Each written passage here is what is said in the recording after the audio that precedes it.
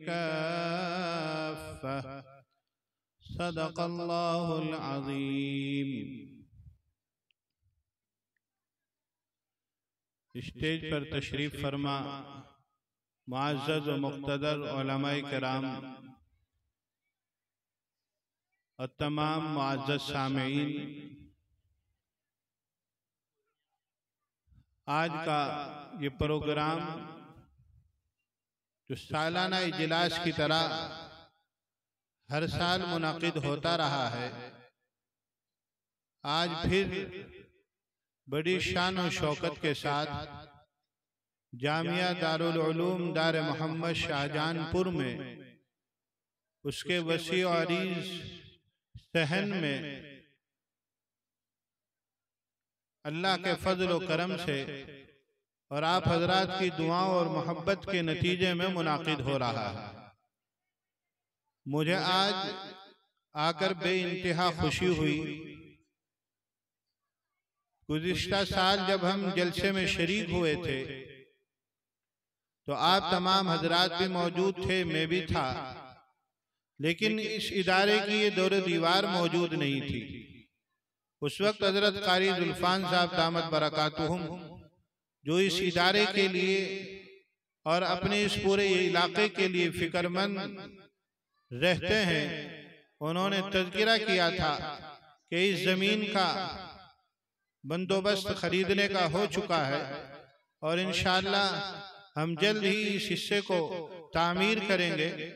अल्लाह ताला ने उनके इस ख्वाब को शर्मिंदा तामीर फरमा दिया और ये सब आप हजरात की दुआओं, मोहब्बतों और ताउन के सिलसिले में मुमकिन हो सका है।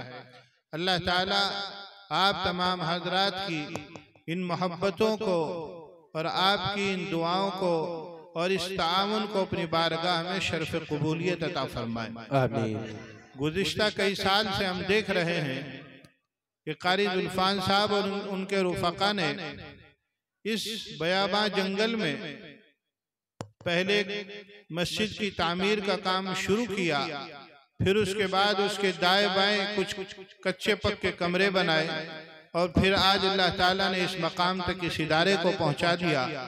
हम उम्मीद करते हैं अल्लाह की ज़ात से कि इंशाअल्लाह बहुत जल्द ये इदारा इस इलाके का एक बड़ा जामिया बनेगा और यहाँ से इलाके और दूर दराज के तलबा और तालिबात को इंशाअल्लाह फैज़ होगा इंशाअल्लाह। मुअज़्ज़ज़ हाज़िरीन, इस वक्त ये जलसा बहुत अहम मकासद के लिए मुनाकिद किया गया है। यूं तो जिंदगी भर आप हजरात दीनी महाफिल और मजालिस और बुजुर्गों के बयानात को सुनते रहे हैं और सुनना भी चाहिए, इस नीयत के साथ ताकि हमें जिंदगी सही रुख पे गुजारने की तौफीक मिल जाए। आज का ये इजलास भी उसी की एक अहम कड़ी है। इसमें हम इस नीयत के साथ शरीक हों और बैठें और बातों को सुने कि इंशाअल्लाह यहाँ जो बातें कही जाएंगी, बताई जाएंगी, उस पर हम अपनी जिंदगी में अमल की कोशिश करेंगे।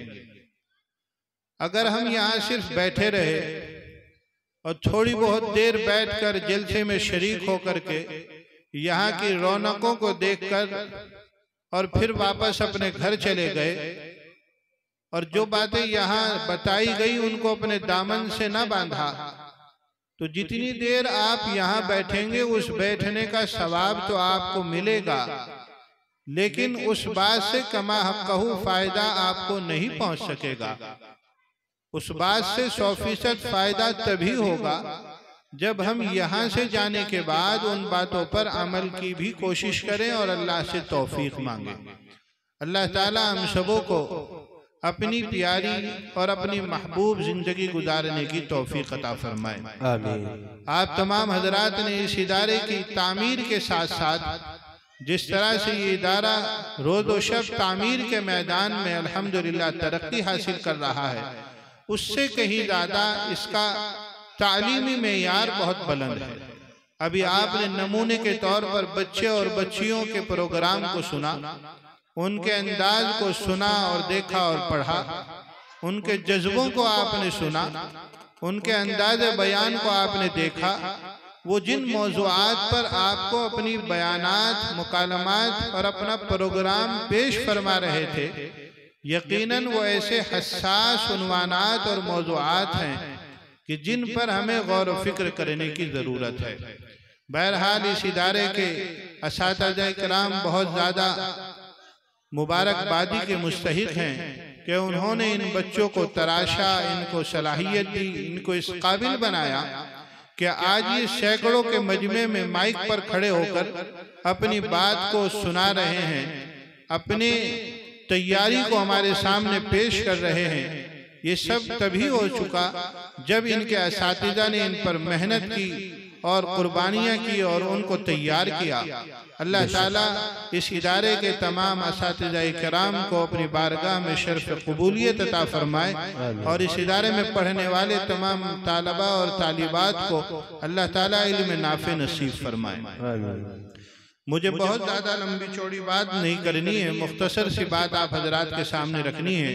अल्लाह ताला मुझे भी और आपको भी अमल की तौफीक अता फरमाए। जिस दौर पे नाज़ा थी दुनिया, अब हम वो ज़माना भूल गए। औरों को जगाना याद रहा, खुद होश में आना भूल गए। अज़ां तो अब भी होती है मस्जिद की फ़िज़ा में ए अनवर, जिस ज़र्ब से दिल हिल जाते थे वो ज़र्ब लगाना भूल गए। मुँह देख लिया आईने में पर दाग न देखे सीने में, जी ऐसा लगाया जीने में मरने को मुसलमान भूल गए। बेशक मुअज़्ज़ज़ हाज़रीन, अल्लाह ताला के प्यारे आका, प्यारे नबी जनाब मुहम्मदुर रसूलुल्लाह सल्लल्लाहु अलैहि वसल्लम इस दुनिया में तशरीफ लाए। आपने इंसानियत को वो सारी बातें बताई जो उनके लिए नफ़े की और खैर की हो सकती थी, और उन सारी बातों से भी आगाह फरमाया जो इंसानियत के लिए नुकसान की, खसारे की, जो दुनिया में भी नुकसान पहुंचाने वाली और आखिरत में भी उनके काम न आने वाली ऐसी सारी बातों की भी रहनुमाई फरमाई। प्यारे आका जनाब मुहम्मदुर रसूलुल्लाह सल्लल्लाहु अलैहि वसल्लम ने उम्मत के सामने वो सारी तालीमात वाज़ेह और रोशन बयान फरमा दी कि जिन पर चलकर उन्हें कामयाबी हासिल हो सकती है, और जिन खुतूत, जिन राहों और जिन रास्तों पर चलकर उनके हाथ सिवाय नाकामी के कुछ और नहीं लग सकेगा, उन सारी बातों को भी वाज़ेह बयान फरमा दिया। इसीलिए प्यारे आका जनाब मुहम्मदुर रसूलुल्लाह सल्लल्लाहु अलैहि वसल्लम की तालीमात मर्द औरत तमाम के लिए यकसा। ऐसा नहीं है कि मर्दों के लिए कुछ अलग करने के काम हैं, औरतों के लिए कुछ अलग करने के काम हैं, या सिर्फ ये कि बुजुर्गी और विलायत ये सिर्फ मर्दों ही का हिस्सा है, औरतों का हिस्सा नहीं है। बल्कि कुरान करीम इसी बात को वाज़ेह तौर पर कहता है, मन अमिल सालिहम मिन ज़करिन औ उन्सा वहुव मुमिनुन फलनुहयियन्नहु हयातन तय्यबा। अल्लाह ताला का पाक कलाम यही बात कह रहा है कि मर्दों और औरतों में वो लोग जो मोमिन हैं, उन्होंने नेक आमाल के साथ जिंदगी गुजारी, अल्लाह की याद के साथ, और प्यारे आका जनाब मुहम्मदुर रसूलुल्लाह सल्लल्लाहु अलैहि वसल्लम की सुन्नतों की इत्तिबा के साथ जिन्होंने अपनी जिंदगी को गुजारा, तो अल्लाह ताला ये बात वाज़ेह बयान फरमा रहे हैं, फलनुहयियन्नहु हयातन तय्यबा। अल्लाह उनकी जिंदगी को जरूर जरूर सरसब्ज़ व शादाब बना देंगे, दुनिया में भी उनकी जिंदगियों में खुशियां भर देंगे, और आखिरत में भी अल्लाह ताला उनको कामयाब और बामुराद फरमा देंगे। इसलिए प्यारे आका अलैहिस्सलातु वस्सलाम की तालीमात, आपके फरामीन, आपका लाया हुआ दीन, आपकी सुन्नत व शरीयत मर्दों के लिए भी ज़रूरी है, औरतों के लिए भी ज़रूरी है। आज इस इजलास में जहाँ बहुत से मर्द इस इजलास को सुन रहे हैं, वहाँ हमारी बहुत सी पर्दानशीं ख़ातीन भी इस इजलास को सुन रही हैं। अल्लाह ताला हम सबों को अमल की तौफीक अता फरमाए। प्यारे आका अलैहिस्सलातु वस्सलाम ने एक मौके पर यह बात इरशाद फरमाई और ये बात बताई जिसको हजरत अली रजी अल्लाह ताला अन्हु रिवायत फरमाते हैं। आका ने अपनी महफिल में बैठे बैठे अपने सहाबा के दरमियान में इस बात का इजहार फरमाया कि मुझे ऐसा लगता है, मुझे ऐसा अंदेशा है और नबूवत की आंखें आने वाले दौर में ऐसा देख रही हैं कि एक वक्त मेरी उम्मत पर ऐसा आएगा, यूशकु अन याती अला अन्नास ज़मानुन ला यबका मिनल इस्लामी इल्ला इस्मुहु।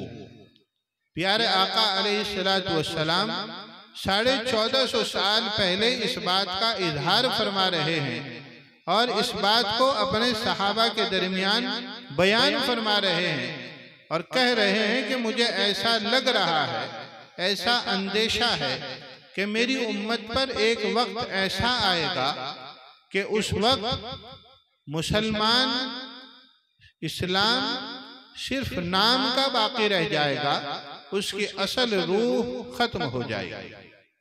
ये बात प्यारे आका अलैहिस्सलातु वस्सलाम ने 1450 साल पहले बयान फरमाई।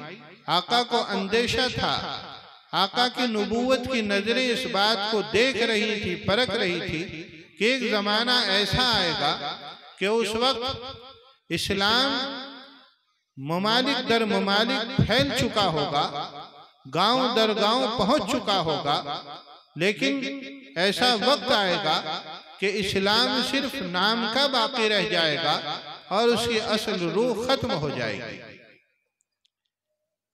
इसी को प्यारे आका अलैहिस्सलातु वस्सलाम ने एक दूसरी हदीस पाक में बयान फरमाया। आका अलैहिस्सलातु वस्सलाम ने अपने सहाबा के दरमियान में बैठे हुए ऐसे ही एक बात बयान फरमाई और कहा कि एक वक्त आएगा कि तुम मुसलमानों की हैसियत कुफ्फार के मुकाबले में कुछ ना होगी, पानी के झाग की तरह तुम्हारी हैसियत हो जाएगी, तुम्हारा रौब और दबदबा, तुम्हारी ताकत सब खत्म हो जाएगी। सहाबाए कराम रिज़वानुल्लाहि ताला अलैहिम अजमाइन ने जब ये बात सुनी तो बहुत हैरत से सवाल किया, या रसूल अल्लाह, क्या उस वक्त हमारी तादाद कम होगी? प्यारे आका अलैहिस्सलातु वस्सलाम ने इरशाद फरमाया, नहीं, उस वक्त तुम्हारी तादाद कम नहीं होगी, तादाद तो तुम्हारी बहुत होगी, लेकिन तुम्हारे अंदर एक बीमारी घर कर जाएगी जिसकी वजह से तुम सारी दुनिया में होने के बावजूद भी कामयाबी के दरो दीवार को नहीं छू सकोगे और नाकामी हर मैदान में तुम्हारा मुकद्दर बन के रह जाएगी। सहाबा ने अर्ज किया, या रसूल अल्लाह, वो कौन सी बीमारी होगी कि हम सारी दुनिया में होंगे? आज की तारीख में अंदाजन रिपोर्ट बताती है कि पूरी दुनिया में तकरीबन 8 अरब इंसान हैं, उसमें तकरीबन 2 अरब मुसलमान हैं। पूरी दुनिया में 8 अरब इंसानों में तकरीबन 2 अरब मुसलमान हैं।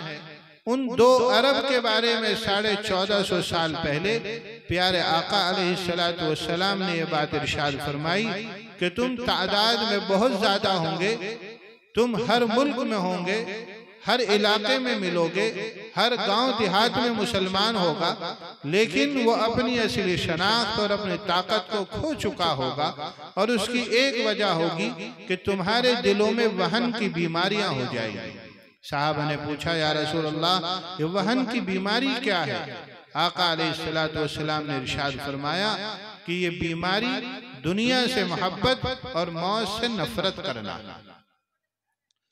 मेरे भाइयों, ये मर्द प्यारे आका अलैहिस्सलातु वस्सलाम ने हमें 1450 साल पहले बताया कि तुम्हारे दिलों में दुनिया की मोहब्बत घर कर जाएगी, दुनिया की चाहत, दुनिया की मोहब्बत, दुनिया को हासिल करना, चाहे उसमें अल्लाह का हुक्म टूट जाए या बाकी रह जाए, चाहे उसमें प्यारे आका अलैहिस्सलातु वस्सलाम की तालीमात बाकी रह जाएं या छूट जाएं, बस मुझे किसी तरह से इस दुनिया की ये चमक दमक हासिल हो जाए, फिर मेरा दीन चाहे मेरे हाथ से चला जाए या बाकी रह जाए, इसकी कोई परवाह आज इंसान को नहीं रह पाती है। देखने में यही आता है कि आज दूर से दूर तक मुसलमान फैला हुआ है, लेकिन अगर सूरत हाल को देखा जाए और हकीकत को देखा जाए और अपना मुहासबा और अपने दिलो दिमाग को टटोला जाए, तो मेरे भाइयों इस बात के कहने में कोई शक शुबा नहीं है कि हम जब बाहर सड़कों पर होते हैं, बाहर रोड पर होते हैं, चौराहों पर होते हैं, या मार्केट में होते हैं, या स्कूल कॉलेज और अस्पताल में होते हैं, या कहीं रेलवे स्टेशन प्लेटफॉर्म, या फिर कहीं हम एयरपोर्ट पर होते हैं, तो हमारी पहचान करना मुश्किल काम हो गया। आज हमने अपने जाहिरी हुलियों को ऐसा बदला है और हम इस दुनिया के नक्शे से ऐसा मुतासिर हुए हैं कि अगर हम सामने वाले को अपना नाम ना बताएं कि मेरा नाम अब्दुल्ला है, अब्दुल रहमान है, तो दूसरे को इल्म ही नहीं हो पाता है कि मेरे सामने खड़ा हुआ आदमी किस मजहब का आदमी है। पहचानना मुश्किल हो जाता है, शनाख्त मुश्किल हो जाती है। हमने अपने जाहिरी हुलिये को इतना तब्दील किया, इतना बदला कि हमें पहचानना मुश्किल हो जाता है कि बराबर वाली सीट पर जो मेरे साथ बैठा हुआ है वो कोई मुसलमान है या किसी और दूसरे मजहब से ताल्लुक रखता है। मैं अभी कुछ दिनों पहले अपने मदरसे के बाहरी सड़क पर नमाज पढ़ा के जब निकला, तो 2-3 आदमी बहुत पढ़े लिखे समझदार, और उनके कपड़ों से मालूम हो रहा था कि ये कोई सरकारी ऑफिसर हैं, यहाँ महल्ले में किसी के यहाँ आए होंगे। तो मैंने उनके करीब से जब मेरा गुजर हुआ तो मैंने उनको देखकर कहा, सर आदाब, आप ठीक ठाक हैं? तो उन्होंने फौरन मुझे कहा, मौलाना अस्सलाम वालेकुम। तो मुझे मालूम हुआ कि जिनको मैं ये सोच रहा हूँ कि कोई गैर मुस्लिम ऑफिसर है, ये तो मुसलमान आदमी है, लेकिन मालूम तब हुआ जब उन्होंने मुझे उधर से सलाम किया कि मौलाना अस्सलाम वालेकुम। तो मेरे भाई, हमारी ये पहचान इतनी ज्यादा मीठी, और इस दुनिया के नक्शे को हासिल करने के लिए हमने अपने आप को इतना बदला कि हमने अपनी पहचान ही मिटा दी और खो दी। जबकि होना तो ये चाहिए था कि हमारे दिलों में अल्लाह और उसके रसूल की ऐसी मोहब्बत जम गई होती कि ये दुनिया हमें हर हाल में मिल के रहेगी, लेकिन हमारा ये यकीन पुख्ता होता कि मेरे मुकद्दर में जो कुछ लिखा गया वो मुझे हर हाल में मिलेगा, लेकिन मुझे अपने दीन और मजहब के साथ समझौता नहीं करना। आज हमारे नौजवान बच्चे दूसरे इलाकों में खाने कमाने के लिए जाते हैं, रोजगार के लिए जाते हैं, मजदूरी के लिए जाते हैं। वहां वो जाकर अपनी शनाख्त को बदल लेते हैं, और इतना बदलते हैं कि वो अपने ड्रेस को भी चेंज कर लेते हैं। और यहीं तक नौबत नहीं रहती, बल्कि वो अपने हाथों में न जाने धागे भी बांध लेते हैं और क्या क्या काम कर लेते हैं, सिर्फ इस तसव्वुर में कि मुझे रोजी मिल जाएगी। मेरे भाई, ये तरीका अच्छा नहीं है। रोजी का काम अल्लाह का है, रोजी अल्लाह को देनी है, लेकिन हम अपने इस जाहिरी हुलिये को ना बदलें, अपनी शनाख्त को ना बदलें, अपने ईमान का खिलौना ना बनाएं। अगर खुदा न खास्ता ऐसे हुलिये और हालत में किसी को मौत आ जाए तो उसका क्या बनेगा? लोग जाहिरन तो ये समझेंगे कि इसके हाथ में धागा भी बंधा हुआ है, इसके बालों की कटिंग भी ऐसी ही है, इसके पहनावा भी ऐसा ही है, पता नहीं कौन से मजहब का आदमी मालूम होता है। जबकि दर हकीकत में तो वो मुसलमान घराने का बच्चा था, उसका नाम तो अब्दुल्ला और अब्दुल रहमान था। इसी को 1450 साल पहले प्यारे आका अलैहिस्सलातु वस्सलाम ने बयान फरमाया और अंदेशा जाहिर फरमाया कि इस्लाम का सिर्फ नाम बाकी रह जाएगा, उसकी असल शक्ल सूरत मिटती चली जाएगी, खत्म होती चली जाएगी। आज हम अपने घरों को देखें, अपने माहौल को देखें, अपने मुआशरे को देखें, अपने समाज को देखें और अपने खानदान और कुर्ब व जवाब को देखें कि आज हमारे बच्चे और बच्चियों में कितनी तब्दीलियां पाई जा रही हैं। उन्होंने अपने रहन सहन को बदल दिया, अपने ओढ़ने पहनने के कपड़ों को बदल दिया, अपनी लाइफ स्टाइल को बदल दिया, और बज़ाहिर ऐसा मालूम होता है कि न जाने कौन सी दुनिया के लोग हमारे ही घरों में रह रहे हैं। जब वो हमारे बच्चे घरों से बाहर निकलते हैं स्कूटर पर बैठकर, तो मालूम ही नहीं होता कि ये हमारे ही बच्चे हैं या कहीं और से आए हुए हैं। इसीलिए मेरे भाई हमें बहुत फिक्र की जरूरत है और इस बात को संजीदगी से लेने की जरूरत है कि इस दौर में जबकि फितने तेजी से उभर रहे हैं और सिर्फ उभर ही नहीं रहे हैं बल्कि उन फितनों का नेटवर्क बहुत तेजी के साथ बढ़ता जा रहा है। जैसा अभी एक बच्चे ने अपनी तकरीर में बताया कि उन सारे फितनों का एक ही लब्बे लुबाब है, वो ना हमसे हमारा माल चाहते हैं, ना हमसे हमारी दुकान छीनना चाहते हैं, ना हमसे हमारा बिजली छीनना चाहते हैं, ना हमसे हमारी जमीन लेना चाहते हैं। सिर्फ और सिर्फ वो सारे फितने, वो सारी इस्लाम मुखालिफ लॉबियां ये जानती हैं कि इन ईमान वालों के पास अगर कोई चीज कीमती है तो वो सिर्फ इनका ईमान है। वो ये जानते हैं कि इनके पास अगर कोई कीमती चीज है जिसको हम लेने में कामयाब अगर हो गए तो वो अपने मकसद में कामयाब हो जाएंगे। वो है हमारे पास ईमान की दौलत। वो हमसे हमारा बिजनेस नहीं लेना चाहते, बिजनेस तो वो और देना चाहते हैं, रुपया पैसा देना चाहते हैं, आपको जमीन जायदाद देना चाहते हैं, लेकिन वो आपसे गैर महसूस तरीके पर, आपसे, आपके बच्चों से, आपकी नस्लों से वो आपके दीन और ईमान को लेना चाहते हैं। और हमें मालूम भी नहीं होता कि हमारे बच्चों के साथ हो क्या रहा है, हमारा बच्चा कर क्या रहा है। आज हमारा ऐसा जहन और माहौल सा बन गया है, खास तौर पर हमारे नौजवानों का, कि जो मोबाइल बहुत ज्यादा चलाना जानते हैं और वो मोबाइल के साथ अपडेट रहते हैं, उनका एक जहन बन गया कि वो अपने उलमा के पास आकर नहीं बैठते। मैं अक्सर व बेशतर अपने मदरसे में जुमे की नमाज में और हफ्ते के दरमियान इस तरह की बातें लोगों से पूछता रहता हूँ कि भाई मुझे ये बताओ, मजमे में से एक आदमी को ऐसे खड़े करके पूछा, आप मुझे ये बताओ कि पिछले जुमे से इस जुमे तक आप अपने किसी आलिम से मिले, उनसे कोई मशवरा किया, कोई दीन की बात सीखी या मालूम की, किसी मसले को सीखा? तो उन्होंने कहा कि मौलाना पूरा हफ्ता हो गया, मैं तो अपने किसी आलिम से, अपने किसी इमाम से, किसी जानने वाले से मिला ही नहीं हूँ। और ये सिर्फ एक हफ्ते की बात नहीं है, बल्कि महीनों महीनों गुजर जाते हैं हमारे, हम अपने उलमा के पास नहीं जाते हैं।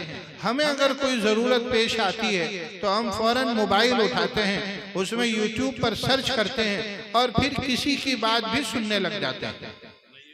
और हमें ऐसा मालूम होता है कि यूट्यूब पर जिससे हम तकरीर सुन रहे हैं, जिसकी बात हम सुन रहे हैं, उसकी तो दाढ़ी बहुत अच्छी है, उसके सर पर तो पगड़ी बहुत अच्छी है, बहुत खूबसूरत चेहरा है, कोट पैंट बहुत अच्छा है, और जिस महफिल में वो बैठकर बयान कर रहा है वो महफिल भी बहुत सजी हुई है, बहुत मुबारक महफिल मालूम होती है। और फिर उसके तासुरात को, उसके बयानात को, उनकी बातों को हम सुनते हैं। और हमारे उलमा को, हमारे नौजवानों को चूंकि इसका इल्म नहीं होता कि ये बताने वाला कौन है, इसका अकीदा क्या है, ये किस मकतबे फिक्र से ताल्लुक रखता है, इसके ख्यालात क्या हैं, वो इन सब को नहीं जानते। बस वो उसकी अच्छी बातों को सुनते हैं, उसमें मगन हो जाते हैं, और फिर चंद दिनों के बाद उसका असर ये जाहिर होता है कि हमारा वही नौजवान अपने आलिम से दूर हो जाता है, बल्कि बगावत पर उतर आता है अगर उसको कोई समझाने लगे। मेरी मस्जिद में अभी मैंने उसको, हमारे उस्ताद ने उसको नूरानी कायदा पढ़ाया, नाजरा कुरान पढ़ाया। अब जरा कुछ होश और हवास संभाली, 15-16 साल का हुआ, तो पिछले हफ्ते मस्जिद में नमाज के लिए आ गया। तो मैं देखने लगा कि उसकी तो नमाज का तरीका ही बदल गया, दुआ सलाम का अंदाज ही बदल गया। उसके वालिद ने उसे एक रोज घर पे कहा कि बेटा तुम ये सब क्या कर रहे हो, तुम्हारे सर पर टोपी नहीं है, टखनों से ऊंचा तुम्हारा ना पैजामा ना पैंट रहता है, नमाज में तुम्हारी मुझे खुशू खुजू मालूम नहीं होता है, और जिस अंदाज पर तुमने नमाज शुरू कर दी है मुझे तो तुम पर शक हो रहा है। मैं चाहता हूँ कि तुम्हें मौलाना के पास ले चलूँ और उनसे इस मसले पर बैठकर बात कर लें, जो बात सही होगी वो मैं भी समझ लूंगा, आप भी समझ लेना। मेरे नौजवानों, बात गौर से सुनने की है। उस नौजवान ने क्या कहा, जिसको हमने नूरानी कायदा पढ़ाया, जिसको हमने कुरान पढ़ाई, उसके बाप दादा हमारे पीछे नमाज पढ़ते हैं एक अरसे से, वो नौजवान ये कहता है कि वो मौलाना तो खुद गुमराह है, मैं उनकी क्या बात सुनूं। ये कौन कह रहा है? ये वो नौजवान कह रहा है कि जिसने हमारे ही हाथों नूरानी कायदा पढ़ा है। इसीलिए मेरे भाई, अपना रहबर और रहनुमा और अपना आलिम यूट्यूब में तलाश न करो, अपने मसाइल का हल गूगल पे तलाश न करो, अपने करीबी उलमा से जुड़ो, उनकी निगरानी में रहो। इसीलिए कि तुम्हारे पास सबसे कीमती चीज तुम्हारा अकीदा, उलमा से रिश्ता और ईमान की दौलत है। अगर किसी ने इस पर डाका डाल लिया, अगर किसी ने इसमें ज़र्ब लगा दी, तो मेरे भाइयों हम न दुनिया के रहेंगे न आखिरत के रहेंगे। इसीलिए सबसे पहली चीज कि हमें अपने उलमा से जुड़ना है और अपने ईमान की हिफाजत करनी है और अपने ज़ाहिरी हुलिये को अच्छा बनाना है। हालात से मुतासिर नहीं होना है। ये हालात तो हर दौर में आते रहे हैं और आते रहेंगे, लेकिन हमें अपने ईमान और इस्लाम पर साबित कदम रहना है और प्यारे आका जनाब मोहम्मद रसूलुल्लाह सल्लल्लाहु अलैहि वसल्लम की तालीमात के साथ ज़िंदगी गुजारनी है। इसलिए कि ज़िंदगी हमेशा हमेश के लिए नहीं है, ये तो बहुत मुख्तसर ज़िंदगी है और कामयाब शख्स वही है जो इस दुनिया से प्यारे आका अलैहिस्सलातु वस्सलाम के रिश्ते को मजबूत करके इस दुनिया से चला जाए। वो दुनिया में भी कामयाब है और आखिरत में भी कामयाब है। पहली नसीहत प्यारे आका अलैहिस्सलाम ने जो बात इरशाद फरमाई वो ये कि हमें अपने इस्लाम की, अपने ईमान की, अपने अकीदे की हिफाजत करनी है और उसी के साथ जिंदगी को गुजारना है। दूसरी जो प्यारे आका अलैहिस्सलातु वस्सलाम ने नसीहत फरमाई और शक जाहिर फरमाया कि मुझे ऐसा मालूम होता है एक दौर ऐसा आएगा कि उस वक्त ला यबका मिनल कुरान इल्ला रस्मुहु, कि कुरान सिर्फ उसका खुतूत बाकी रह जाएंगे, उसके अल्फाज बाकी रह जाएंगे, उस पर अमल करने वाले लोग बहुत कम पाए जाएंगे। ये बात प्यारे आका अलैहिस्सलातु वस्सलाम ने 1450 साल पहले बयान फरमाई। आज अगर हम इस बात को अपनी जिंदगियों में देखें, अपने माहौल में देखें और हम इस बात का मुहासबा करें, तो मेरे भाई हमें एहसास होता है, हमें मालूम होता है कि आज हम कुरान करीम की तालीम से कितना दूर होते चले जा रहे हैं। मैं तो अक्सर अपने यहाँ ये मालूम किया करता हूँ, और अगर शायद मुझे अंदेशा है, अगर मैं इस महफिल में भी 2-4-10 आदमियों से मालूम करूं कि भाई हाथ उठाओ, इस हफ्ते आज जुमेरात है, जुमेरात से जुमेरात तक कितने लोग ऐसे हैं कि जिन्होंने रोजाना कुरान करीम का चाहे एक रुकू ही पढ़ा हो, रोजाना पढ़ने वाले लोग कितने हैं, तो मुझे अंदेशा है कि शायद आधा मजमा भी हाथ नहीं उठा पाएगा। और ये सच्चाई है, ये हकीकत है हमारे नौजवानों की, हमारे मुस्लिम घरानों की, हमारे मर्दों की, हमारी औरतों की। एक जमाना वो था कि जब हमारे घरों से सुबह सवेरे कुरान करीम पढ़ने की आवाज आया करती थी। एक जमाना वो था कि जब शाम के वक्त हमारे घरों से कुरान के गुनगुनाने की आवाज आया करती थी। आज सुबह सवेरा तो हम, हमारे नौजवान, हमारी फैमिली के लोग सोए पड़े रहते हैं, 10-11 बजे कभी जागते हैं, फिर अपने कामों को चलते हैं और फिर देर रात तक जागते हैं। और उस जागने में भी सिवाय इसके कि हमारा मोबाइल ही इस्तेमाल होता है, हम कुछ और काम नहीं करते हैं। एक बात तो ये है कि बहुत से लोग ये कहते हैं कि मौलाना हम तो कुरान पढ़े हुए ही नहीं हैं। मेरे भाई, जो लोग ये कहते हैं कि हम कुरान करीम पढ़े हुए ही नहीं हैं, उनके लिए सबसे पहला नुस्खा और नसीहत ये है कि वो आज ही से इस बात को अपने दामन में बांध लें कि अगर आप कुरान करीम पढ़े हुए नहीं हैं तो सुबह सवेरा आप उठेंगे, फजर की नमाज पढ़ेंगे, नमाज के बाद आप कुरान करीम को उठाएं और उस कुरान करीम को चूमें, सीने से लगाएं और फिर अपने सामने उसको खोल कर रखें और उस पर बिस्मिल्लाहिर्रहमानिर्रहीम पढ़ें और अल्लाह से ये दुआ करें, या अल्लाह ये आपका मुबारक कलाम है, मैं इसको पढ़ना नहीं जानता, आप मुझे पढ़ना सिखला दीजिए। और फिर उसको बंद कर दें, सीने से लगाएं, चूमें और ताक में रख दें। फिर जब दूसरा दिन हो फिर फजर की नमाज के बाद उसको उठाएं, चूमें, सीने से लगाएं, कुरान को खोलें, बिस्मिल्लाह पढ़ें और फिर अल्लाह से ये दुआ करें, या अल्लाह ये आपका मुबारक कलाम है, मैं इसको पढ़ना नहीं जानता, आप मुझे पढ़ना सिखला दीजिए। और ये काम आपको मुस्तकिल करना, एक दिन, 2 दिन, 3 दिन नहीं, हफ्ता 2 हफ्ता नहीं, सारी जिंदगी इस काम को करना है। आप जब इस काम को, इस अमल को महीना, 1.5 महीना, 2 महीना मुस्तकिल करेंगे, अल्लाह ताला आपके दिल में ऐसा शौक और जज्बा पैदा फरमा देंगे कि आपके लिए कुरान करीम पढ़ना आसान हो जाएगा। मैंने अपने यहाँ इस बात को बयान किया तो वो लोग जो कहा करते थे कि हजरत मेरी उम्र 70 साल हो गई, ज़बान पलटती नहीं, टूटती नहीं, मुझसे पढ़ाई नहीं जाता। और मैंने मालूम किया कि अगर आप कुरान करीम पढ़े हुए नहीं हैं तो फिर आप तो कुरान को चूमते भी नहीं होंगे, कुरान को देखते भी नहीं होंगे, कुरान को उठाते भी नहीं होंगे। कहने लगे कि मौलाना, किसी ज़माने में जब माँ बाप ने मदरसे में, मकतब में हाफिज साहब के पास पढ़ने भेजा था, उस वक्त कुछ नूरानी कायदा थोड़ा बहुत पढ़ा था, उसके बाद आज 70 साल की उम्र हो गई, न कुरान को छुआ, न हाथ लगाया, न कभी देखा है। ये भी बहुत बड़ी महरूमी की बात है। इसीलिए कि कुरान का पढ़ना एक अलग सवाब है, लेकिन कुरान करीम को देखना भी सवाब है। चंद चीजें ऐसी हैं कि जिनका सिर्फ देखना सवाब है, जैसा कुरान करीम को देखना सवाब है, खाना काबा को देखना सवाब है। इंसान जब हज उम्रे के लिए जाता है, पहली नजर में जब वो खाने काबा को देखता है, उस वक्त अल्लाह उसकी दुआओं को कबूल भी फरमाते हैं। और सिर्फ देखना, अभी उसने उसका तवाफ नहीं किया, अभी वो वहां सहने हरम में नहीं पहुंचा, अभी वहां उसने जाकर नमाज अदा नहीं की, सिर्फ दूर से खाने काबा को देखा, अल्लाह ताला इस देखने पर भी उसको अजर अता फरमाते हैं। इसी तरह से तीसरी अजीम नेमत जिसके देखने पर अल्लाह ताला ने सवाब और अज्र का वादा फरमाया है, वो है इंसान के वालिदैन, उसके माँ बाप। माँ बाप को इंसान प्यार और मोहब्बत की नजर से दिन में 1 मरतबा देखे, 2 मरतबा देखे, 10 मरतबा देखे, 20 मरतबा देखे। हदीस पाक में आता है कि अल्लाह ताला उसको हज मकबूल का सवाब अता फरमाते हैं।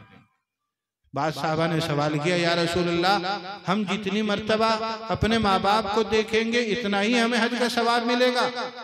बाद अहादीस में आता है कि अगर आप 70 मर्तबा भी अपने माँ बाप को देखेंगे, अल्लाह ताला आपको 70 हज का ही सवाब अता फरमाएंगे। इसीलिए मेरे भाई, किसी नेक बुजुर्ग आलिम दीन की जियारत करना भी सवाब है। तो मैं ये कह रहा था कि कुरान करीम जो हजरात पढ़े हुए नहीं हैं, उनको ये अमल इख्तियार करना है, इस नुस्खे को जिंदगी में लाना है। मर्द हो या औरत, हर एक को यही काम करना है। वो 70 साल के बूढ़े लोग जो कहा करते थे कि हजरत हम कुरान पढ़े हुए नहीं हैं, उन्होंने जब इस अमल को शुरू किया और महीना, 2 महीना, 3 महीने के बाद अल्लाह ने उनके दिल में ऐसा जज्बा पैदा फरमाया, वो 70 साल के लोग जो कुरान पढ़ना नहीं जानते थे, आज अल्हम्दुलिल्लाह उन्होंने मेरे पास रहकर सूरह यासीन, सूरह रहमान, सूरह मुज़म्मिल और कुरान की मशहूर सूरतों को हिफ्ज़ याद कर लिया। इसीलिए मेरे भाई, इस इरादे को हम यहाँ से लेकर जाएं और पुख्ता इरादा करें और अल्लाह से तौफीक मांगे कि अल्लाह, मैं आपकी इस किताब को जरूर पढ़ना सीखूंगा और जब पढ़ूंगा तो इंशाअल्लाह इस पर अमल भी करूंगा, अपनी जिंदगी में लाने की कोशिश करूंगा। ये इदारे, ये दरो दीवार इसीलिए कायम की गई हैं ताकि हम अपने आप को और अपने बच्चों को तालीम से जोड़ें। तालीम हमारा अहम जेवर है।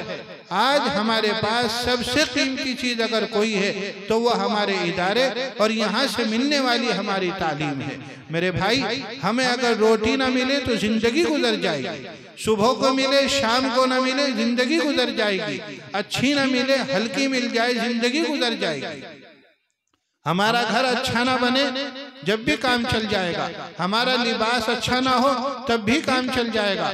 हमारे पास चलने के लिए बेहतर सवारी ना हो तब भी जिंदगी गुजर जाएगी। लेकिन अगर हमने अपनी औलादों को तालीम से आरास्ता ना किया तो मेरे भाइयों वो दुनिया में भी ठोकरें खाते फिरेंगे और अपनी आखिरत की मंजिल को भी सही तौर पर नहीं पा सकेंगे।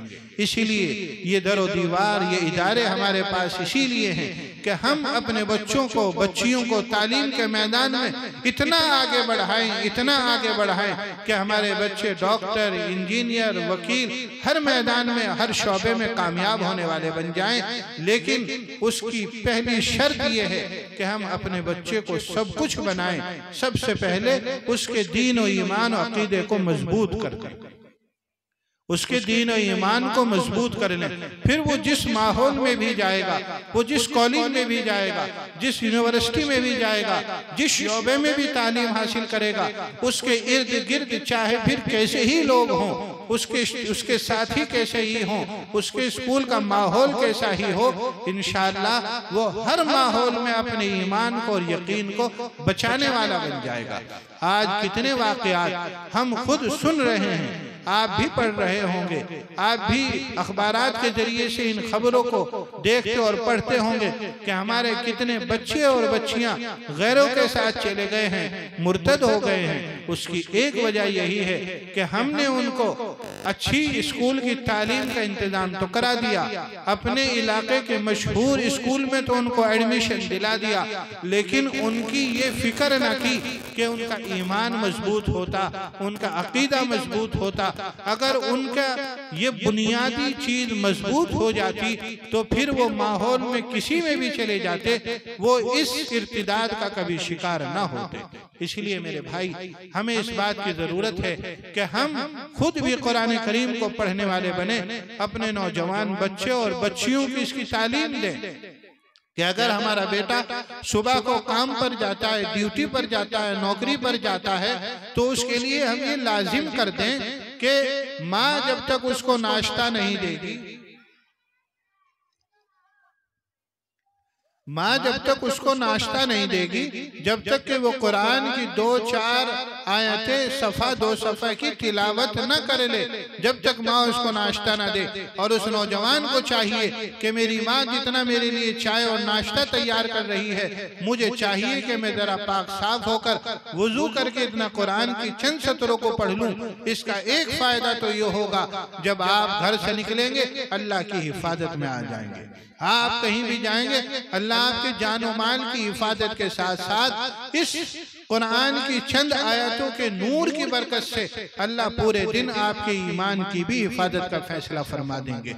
इसलिए मेरे भाइयों, मेरे अजीज दोस्तों, हमें अपने बच्चों को तालीम से आरास्ता करना है, कुरान की तालीम को मजबूती से पकड़ना है और अपने ईमान और अकीदे की पुख्तगी के साथ साथ तालीम के हर मैदान में आगे बढ़ना है। आज हमारे पास शादियों का बजट है, हमारे पास घर बनाने का बजट है, आज हमारे पास गाड़ी खरीदने का बजट है, हर चीज का बजट हमने अपनी जिंदगी में मुतय्यन कर रखा है।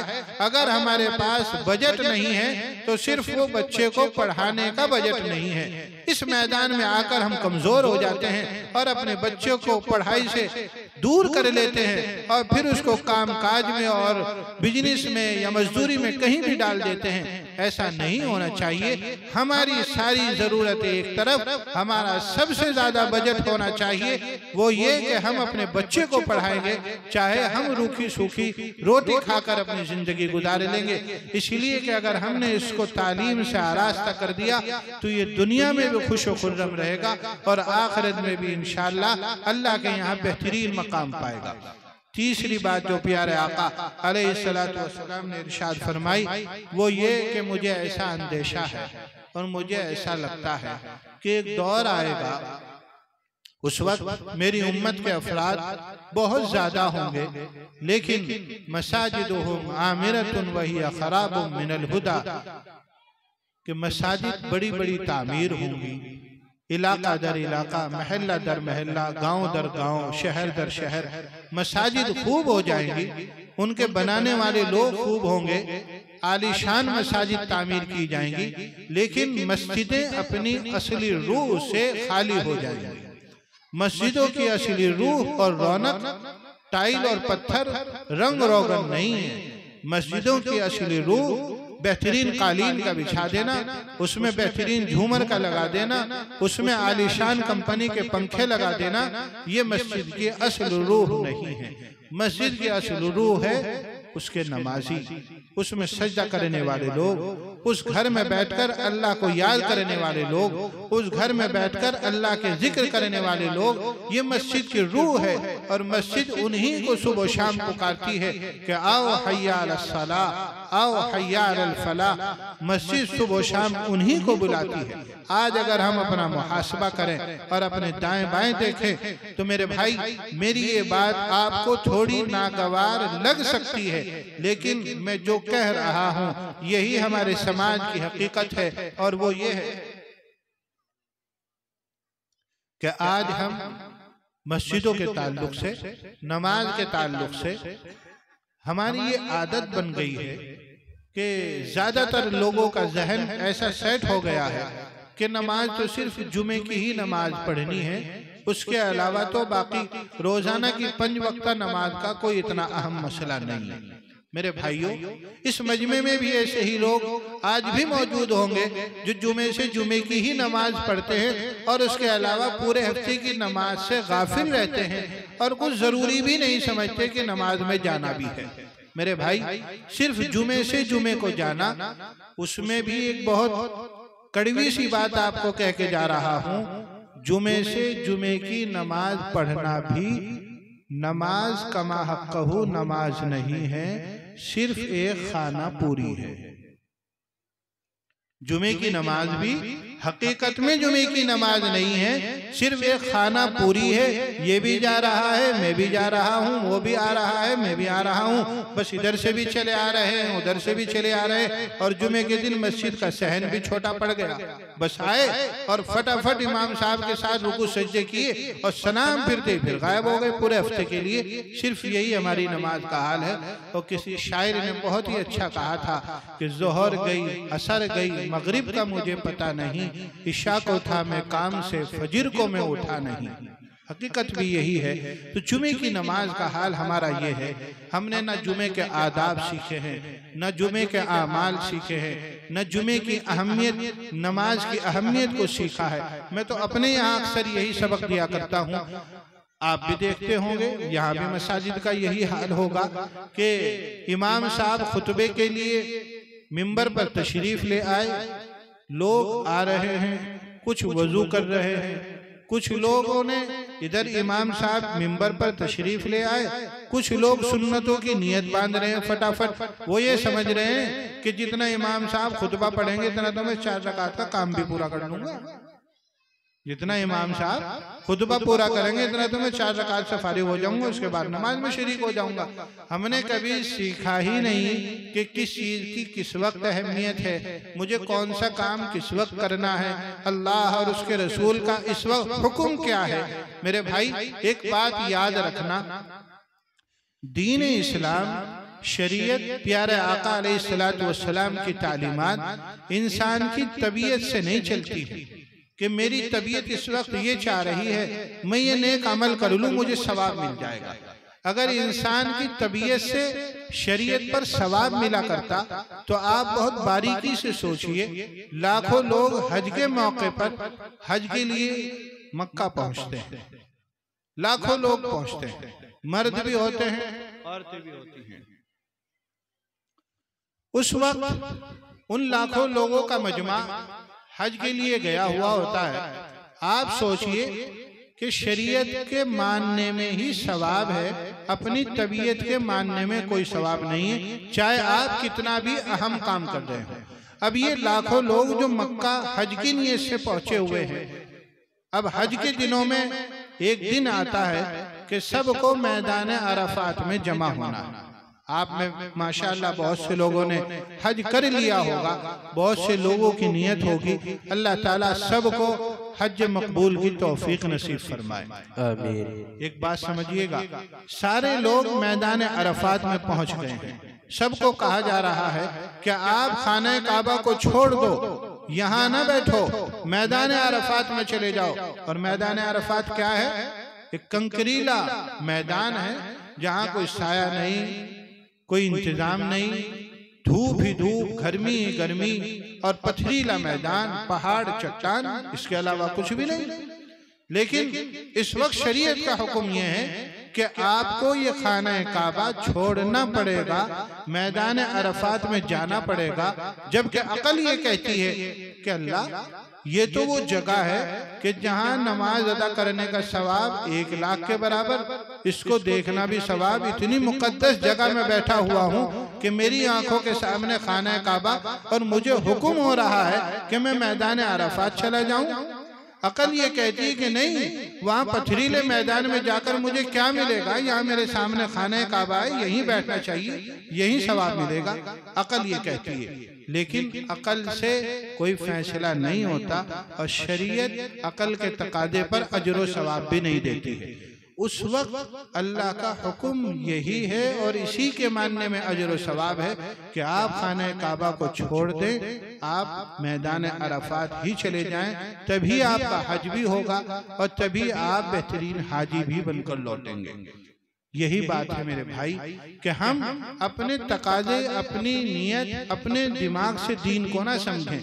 जुमे के दिन की बात मैं कर रहा था, लोग ये समझते हैं कि इमाम साहब खुतबा पढ़ रहे हैं, मैं 4 सुन्नत का काम निपटा लूं, काम हो जाएगा। नहीं, उस वक्त यही सवाब है कि आप शांति के साथ इमाम का खुतबा सुने, सुन्नतें ना पढ़ें।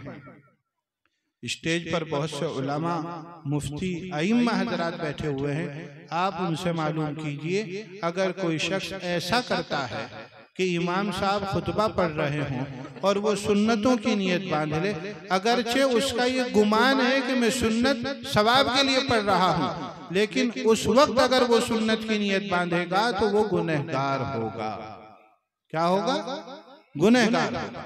इसलिए उस वक्त शरीयत का तकादा ही ये है कि आप इमाम की बात को, खुतबे को ध्यान से सुने, समझ आए या ना आए। दूसरी बात यह है, अगर आपने सुन्नतों की नियत बांध रखी है, इमाम साहब खुतबे के लिए तशरीफ ले आए और अभी आपकी एक ही रकात हुई थी, उस वक्त तकादा ये है, आपके लिए हुक्म है कि आप फौरन 2 रकात नमाज पर ही सलाम फेर दें और खुतबे को ध्यान से सुने। इस वक्त यही सवाब। लेकिन ऐसा होता ही नहीं, इसीलिए कि हमने इसको समझा ही नहीं। बहुत से हजरात वजू खाने के पास सामने ही खड़े रहते हैं कि अभी तो इमाम साहब खुतबा पढ़ रहे हैं, जब खुतबा पूरा हो जाएगा, नमाज खड़ी होगी, मैं भी शरीक हो जाऊंगा। नहीं, ये नहीं है। जुमे की नमाज का ये अहम उसूल है कि आप अगर खड़े हैं तो बैठ जाएं, और जब खुतबा शुरू हो जाए, जहां आपको जगह मिले वहीं बैठ जाएं। फिर जब नमाज खड़ी होगी और तकबीर कही जाएगी, फिर आप सफ़ों को दुरुस्त करें और इमाम के साथ नमाज पढ़ें। इसलिए मैं ये कह रहा था मेरे भाई कि नमाज जुमा भी बस एक रस्मी नमाज सी बन के रह गई कि उसके आदाब को भी हमने सीखा नहीं, कि जुमे से जुमा गए और बस फिर फारिग होकर आ गए। इसीलिए मस्जिद की असल रूह नमाजी हैं। हमें नमाजों से मोहब्बत करनी है, नमाजों को वक्त पर पढ़ना है, अपनी औरतों को, घर में मस्तूरात को इसकी दावत देनी है कि सारे काम आगे पीछे हो सकते हैं। हम अपनी नमाज से ये ना कहें मुझे अभी काम है, बल्कि अपने काम से कहें कि मुझे पहले नमाज पढ़नी है। अल्लाह ताला हम सबों को अमल की तौफीक अता फरमाए। व आखिरु दावाना अनिल हम्दुलिल्लाहि रब्बिल आलमीन। माशाअल्लाह, जज़ाकल्लाहु खैरा। हजरत मौलाना हमारे सामने निहायती जामे और आसान अंदाज